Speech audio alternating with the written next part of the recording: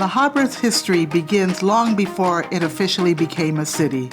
For centuries, the local native Tamba people lived in the rolling hills of what we now call La Habra. The area later became known as La Habra, or Passed Through the Hills, for the natural valley discovered by Spanish explorers in 1769.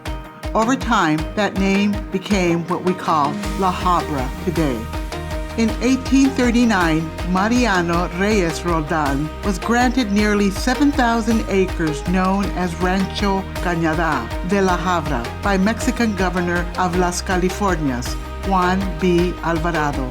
By the 1860s, Abel Stearns acquired the ranch, but several years of devastating droughts and then floods changed the land and left many local ranchers facing bankruptcy. 30 years later, Willett J. Hull purchased large tracts of land in the valley and began subdividing the ranches, drawing in new settlers to farm and raise sheep. La Habra truly began to take shape in 1896 when Hull built a small rural schoolhouse to serve the families from the Lowell development to the Brea Canyon area. Hull's brother-in-law, Zachary Coy, opened Coy's store and a post office on the corner of what is now La Habra Boulevard and Euclid Street, and now considered the birthplace of La Habra community. From the early 1900s, more land in the valley was mapped into town sites and parcels, and in 1908, the Pacific Electric Railroad connected La Habra to the region to meet the transportation needs of a robust and growing citrus and oil industry in the area.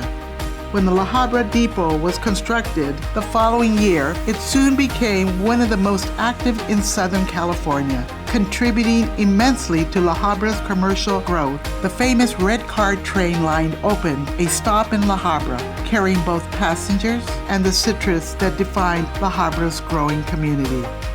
By 1911, the La Habra Citrus Association had formed, where it eventually became part of California's Fruit Growers Exchange under the Sunkist label. By 1913, the La Habra Citrus Association controlled more citrus acreage than any other association in the state. Packing houses and oil operations followed, and by 1916, the community was thriving with a bank, general stores, a hotel, a dance hall, and even its own newspaper, the La Habra Star. That same year, the California Fruit Growers Exchange recruited Mexican workers to work the citrus grove and packing houses. Small cottages were provided by the La Habra Citrus Association, forming 3 neighborhood camps: Campo Colorado, Campo Corona, and Barrio Alta Vista. By 1917, the La Habra Township was officially recognized by the Orange County Board of Supervisors with a population of about 500. The business boom of the 1920s brought both prosperity and people. Citruses, avocados, and oil industries were in full production by then, and downtown La Habra was busy with shoppers. By 1923, the population had reached 3,000, and there was a growing support to incorporate La Habra as a city. By December 1924, these supporters were able to file a petition for incorporation with the Orange County Board of Supervisors, and shortly thereafter, an incorporation election was held on January 12, 1925. The vote to incorporate passed 311 to 146, and the official incorporation papers arrived on January 20, 1925, marking that date as La Habra's official date of incorporation as the newest city in the then growing Orange County. Within a few years, La Habra would emerge as one of Southern California's largest avocado centers. By mid-century, parks, schools, and civic buildings anchored the growing and thriving community. The city's first park, El Centro, was approved in 1946, and by the 1950s, citrus groves gave way to new housing tracts as the population soared past 25,000. The 1960s and 70s brought more progress. A new library and city administration building rose in the emerging civic center in the heart of the city. In 1974, La Habra was honored with an All-American City Award, celebrating its community spirit and innovation. Just 3 years later, the old Union Pacific Depot found new life as the La Habra's Children's Museum, which is the first of its kind west of the Mississippi. Today, La Habra continues to honor its history while shaping its future. In 2025, La Habra celebrates its centennial year, marking 100 years since its incorporation. We've celebrated this milestone with special events and activities throughout the year that honor both its past and its people.